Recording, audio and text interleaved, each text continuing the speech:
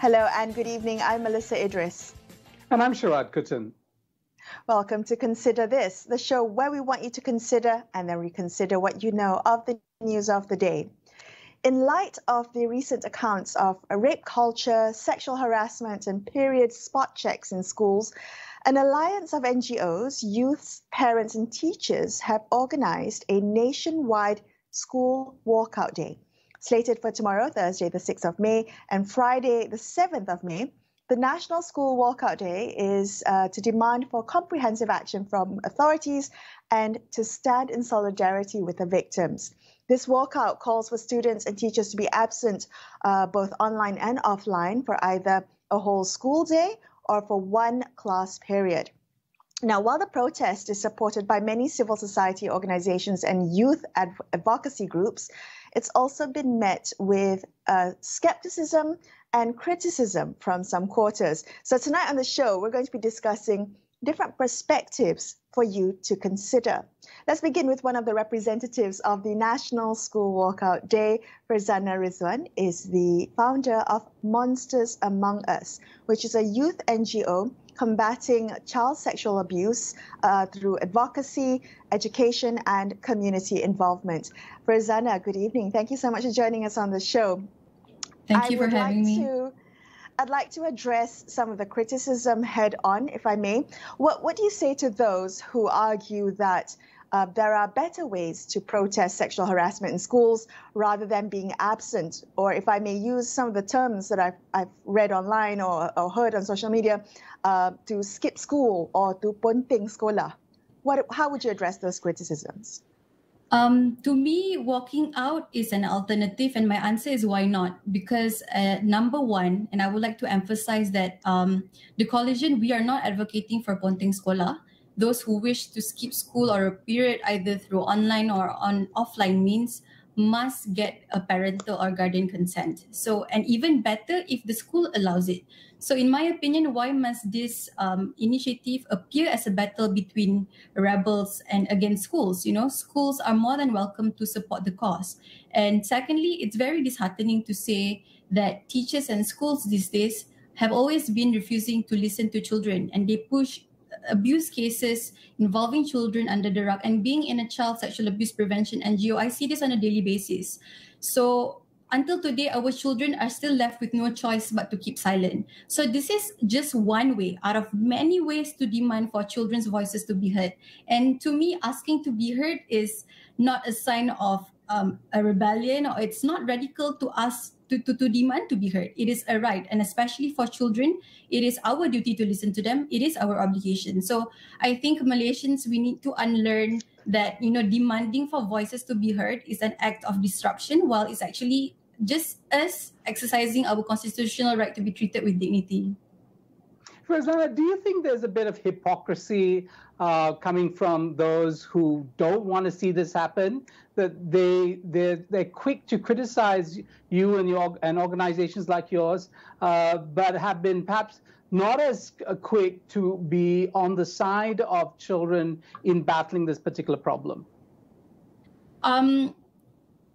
I wouldn't entirely agree to that statement, because I can't blame Malaysians. We may not be as ready to, you know, talk about discussion when it comes to protests, when it comes to rioting. Obviously, those are like, the sentiments are commonly negative. But I think we as a society, we need to move on to another level where we see children and the youth as competent and capable beings who are, you know, who are able to have, you know, complex and difficult conversations, who are ready to lead changes within their circles and within their communities. They're more than ready to rock and roll. But it's just the adults. We see them as, you know, as robots going to school. You know, we just see them within the realms of education. While in reality, they are more than ready to offer so much to the community. So I think as much as we are fearful with the idea of a protest, one thing that I would like to emphasize, that the National School Walkout Day celebrates all different alternatives when it comes to, you know, voicing out the issue of children's safety. If you don't have the privilege, if you don't have the means to walk out, there are other ways that we can, you know, opt for. All right, so we hear you that it's just one way of your demands to be, or to create awareness for your demands to be heard. But can we talk about those demands, Firzana, particularly about what the National School Walkout Day hopes to achieve? I understand there are 5 demands, but what specifically are you hoping to get out of having students and teachers be able to be absent for one day or one class period? I think the NSWD's goal is clear-cut. We just want to provide a platform for more children and youth out there to continue speaking up, to demand for their safety in schools, because this is an opportunity for them to know that, hey, it's okay for you to speak up, for you to demand for your rights, and it's okay for you to make noise. And I think we need to remember that this initiative is not just for isolated cases that happen within this year. As much as our powerhouse Ain, she had shaken the entire country with her bravery and courage, there are still so many more students out there who have been victimized and violated in schools, and not everyone has the privilege to, use social media to speak up their thoughts and stuff like that. So probably being a part of a collective protest, hand in hand with their parents, with their supportive teachers, school admin even, and friends, may be a more feasible way for them to speak up, for them to have a little more push and comfort that, hey, so many people are actually wanting to listen to what I have to say. But obviously, in the long run, we expect serious ministerial involvement and intervention as a sign of accountability. And we want to ensure that, there are safety measures placed in schools, equipping our teachers to handle cases like this, and of course, building safer schools in general. Firzana, can I ask you if, since announcing the school walkout, we have federal authorities, Ministry of Education, all the state level, education agencies, has anybody reached out to you to engage with these concerns that you have? Well, in regards to the reactions from stakeholders, we have received a great mix of, those who support and those who don't.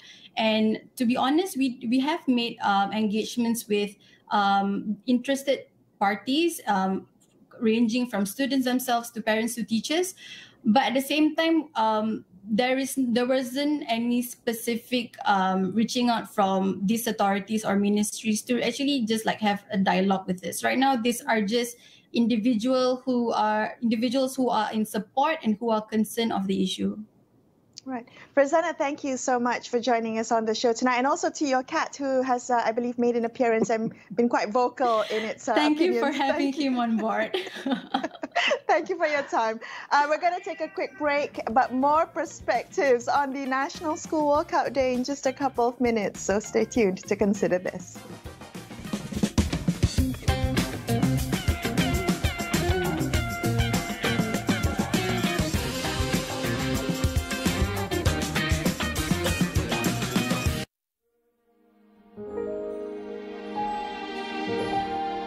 Welcome home. Are you ready?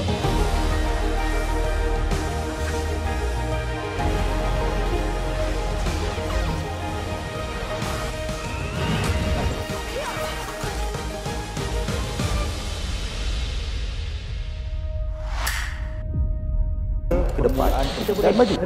Induknya adalah Melayu. Balik kepada sebuah orang yang membuat polisi. Kalau itu yang dikehendaki, fine. Mungkin kita berbeza pandangan. Tapi kita mempunyai kuasa yang boleh menentukan budaya di masa hadapan. Polisi yang mesra wanita sudah tentu dia akan datang daripada pemimpin wanita.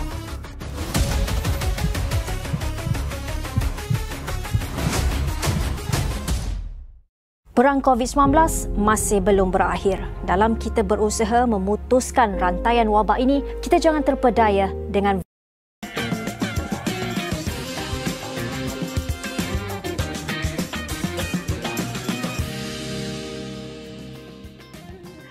Hi, you're watching Consider This. I'm Melisa Idris. With me is Sharaad Kuttan. Now, if you've just joined us on the show, we're discussing the Nationwide School Walkout Day, which is slated for tomorrow and on Friday. It's a protest in line with the hashtag Make School a Safer Place movement.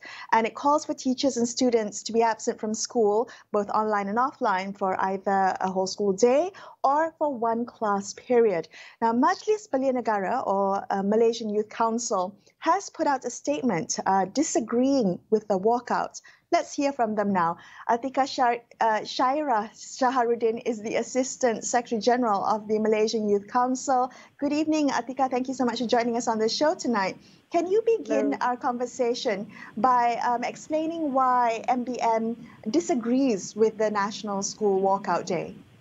Thank you, Melissa. Good evening. I believe our president already came out with a strong statement saying that we are opposing the idea of National School Walkout Day. But I guess the main reason is we cannot solve a social problem by creating another social problem. That was the main idea, and I believe the campaign of making school a safer place again should be something that the focus, the main issues that needed to be solved. And if we are creating another wave that actually might be distracting from the main idea, that will actually non-beneficial in any of the students and the teachers that actually wanted to have this issues solved. Atiqah, I'm surprised that you characterize the school walkout as a social problem when the difference is quite stark, because we're talking about systematic dismissal of issues of sexual harassment by teachers, a culture of tolerance for rape, and so on and so forth, is not equivalent to kids and teachers walking out for a single period or a single day. How can you call that a social problem? Thank you. That's a very significant question, because I was expecting that question. And you can define it as hartal sekolah or something as in Malay is miss out class. But you cannot you cannot convince people there's a negative connotation of ponteng sekolah, which actually something that we need to know. The fact that everything the current pandemic time is not the right time. I mean, having a national walkout day, school walkout day, it's not just in Malaysia. If you Google, it's actually in Argentina, in Italy, in Indonesia, but it's not about the current sexual harassment, and it's about the pandemic, the current crisis of health crisis, the ongoing.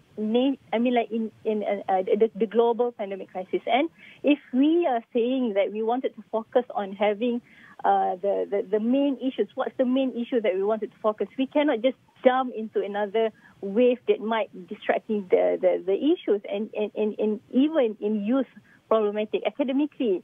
There's a gazillion academic input that's saying that the ponteng sekolah, missing class, is one of the social factors that actually, and it will always carry the negative connotation of the wave itself. So that was the reason why actually Malaysian Youth Council wanted not to have that. And in order to fix the trust deficit between teachers and students, you cannot ask them not to be in the class. We wanted them to talk about it. We wanted them to have the healthier dialogue. We wanted them to be included, to be involved. And yes, of course, we wanted the parents to also actively participate in this current movement. But right. You cannot ignore the fact. Okay, yeah.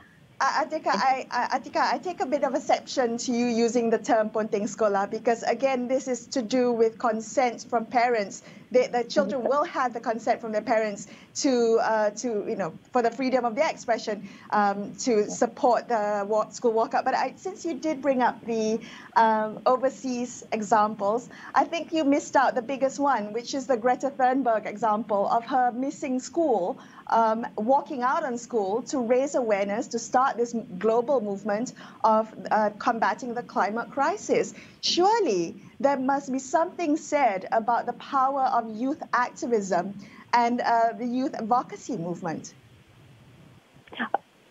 Yes, and I agree. This is one of the a room to advocate people about how to regain and getting the answers from the authority. But until date, that was the reason why I guess under even ABIM and even Malaysian News Council was already asking why is ministry still hasn't came out with a proper answer about it. I mean, we can actually, wanted public to get involved in this, wanted parents to get involved in it, wanted the students to get involved in it. And youth activism cannot be something that was forced onto the student itself. And I believe Atiqah, can I ask you, sorry to interrupt you, Atiqah, but is the Malaysian Youth Council a conservative organization? It seems like it values form over substance, wanting respect for institutions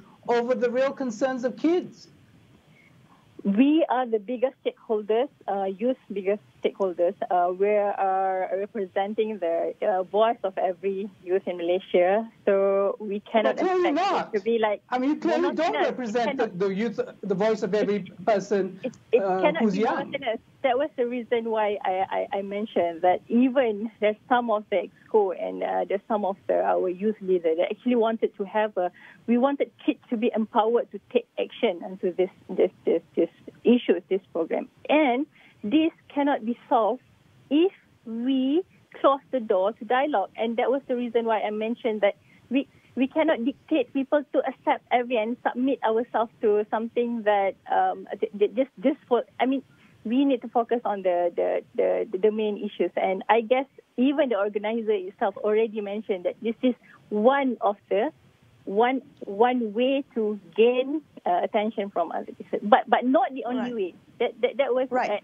I guess that's the common ground that Malaysian Youth Council and the organizers stand, and we wanted to make a school a safer place. But this cannot be without fear and favor, and we need the ministry to respond in that and react actively and aggressively into this. So very quickly, Atiqah, one last question for you. So how would you like to see? What would you like to see happen? Since this is only one way, what other ways would you like to see that we can make schools safer? I mean, I wanted Children Commission to react in this issue. I wanted ministry to not just to transfer teacher from one school to another school and just doing the same common action and like they used to do. We cannot judge students just because they skip classes and then miss class and react towards the misbehavior of the teachers. Comment also in the classes, and we need to. I strongly agree that we need to do something about it, and just not to distract people to the main issues, and bring back people to the main issues. We have worked previously. We have so many advocacy groups previously, but do not distract people from the main issues. That's my... All right, Atiqah, thank you so much for joining us on the show tonight. We're going to take another quick break, but after this, we will take a look at where the Teachers Union stands on the National School Walkout Day. Stay tuned to consider this.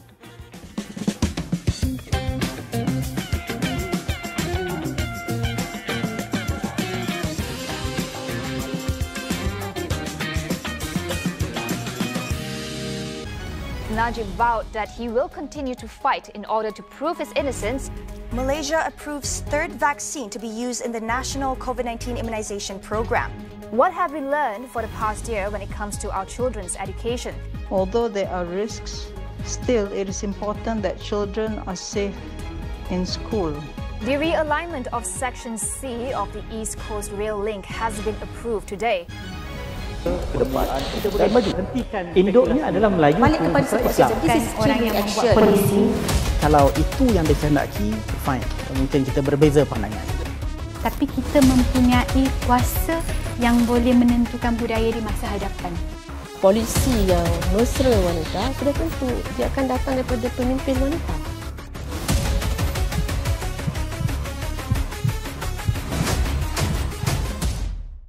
Perang COVID-19 masih belum berakhir. Dalam kita berusaha memutuskan rantaian wabak ini, kita jangan terpedaya dengan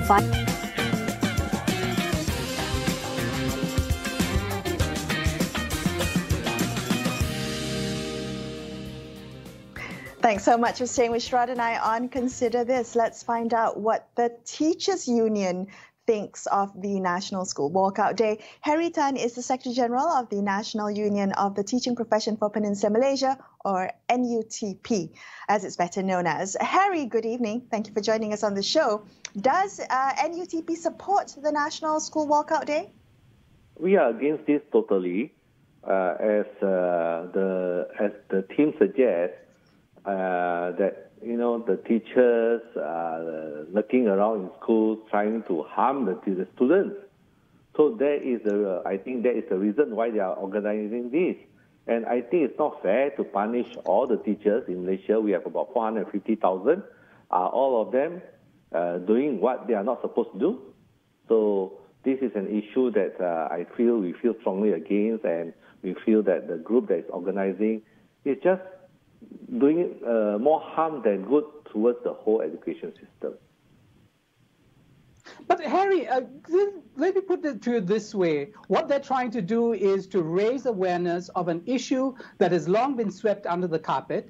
I don't believe in recent years the NUTP has, and correct me if I'm wrong, actually taken up this issue of the tolerance for rape culture in schools, the misconduct of teachers, so on and so forth. So they're now demanding to be heard. And what's wrong with that?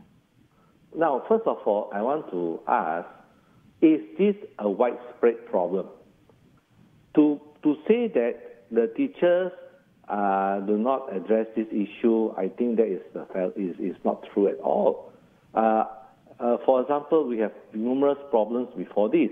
For example, students vaping, smoking, bullying, cyberbullying, sodomy, gangsterism. There are numerous problems that we have always addressed, teachers have always addressed. But the issue now, that we discussed tonight, is whether is this widespread, or are the teachers not concerned at all, or are you just talking about an isolated case? This is something Harry, that you must be fair. Yep, right. Harry, could you answer that question? You are well positioned to answer that question. Is this a widespread problem?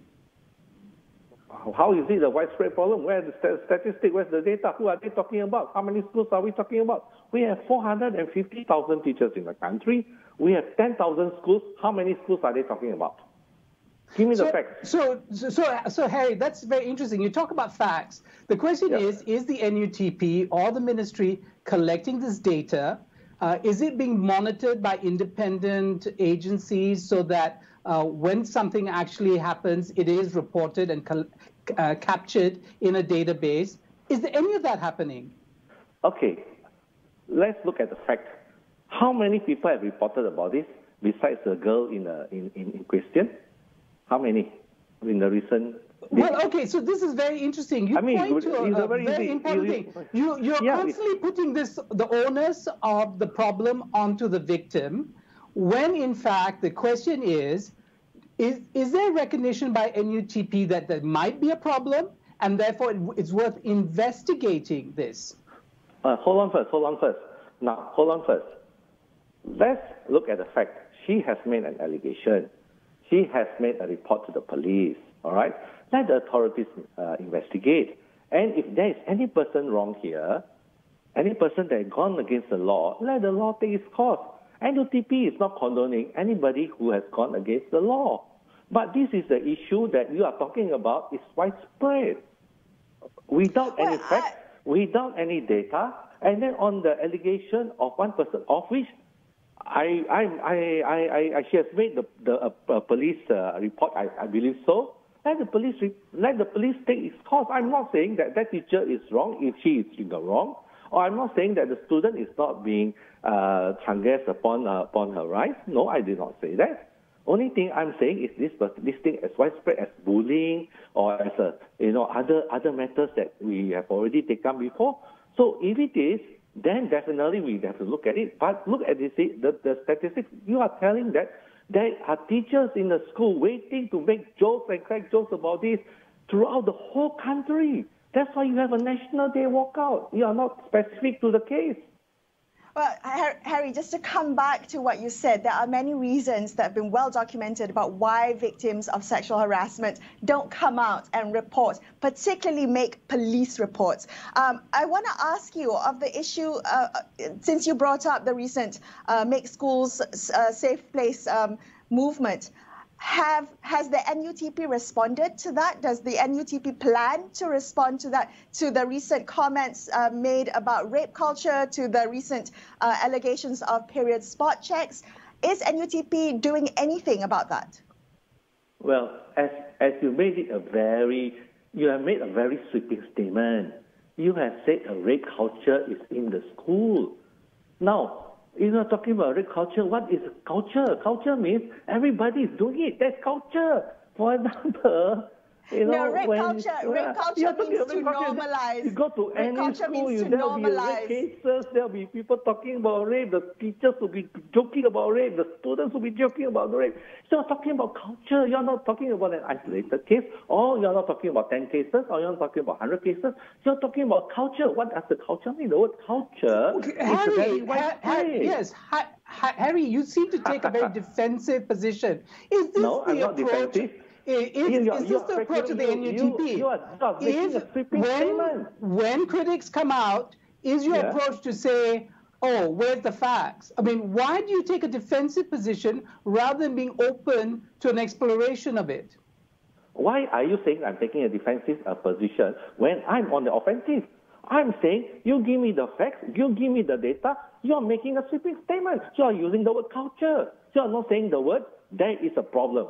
We have to look at it fair enough. You are saying there is a culture. There is a rape culture in the whole country of Malaysia. You're talking about there's a rape culture in Kuala Lumpur. You're talking about there's a rape culture in the infant, in the missionary schools. You're talking about there's a rape culture in the girls' schools.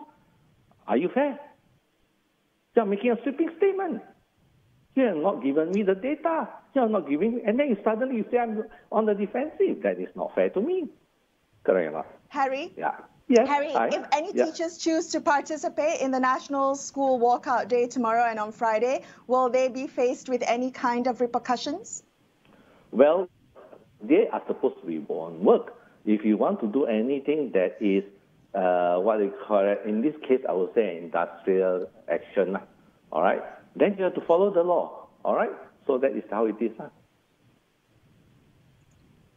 Okay, Harry, thank you so much for speaking with us tonight. Unfortunately, we've run out of time, and that is all we have for you on this episode of Consider This.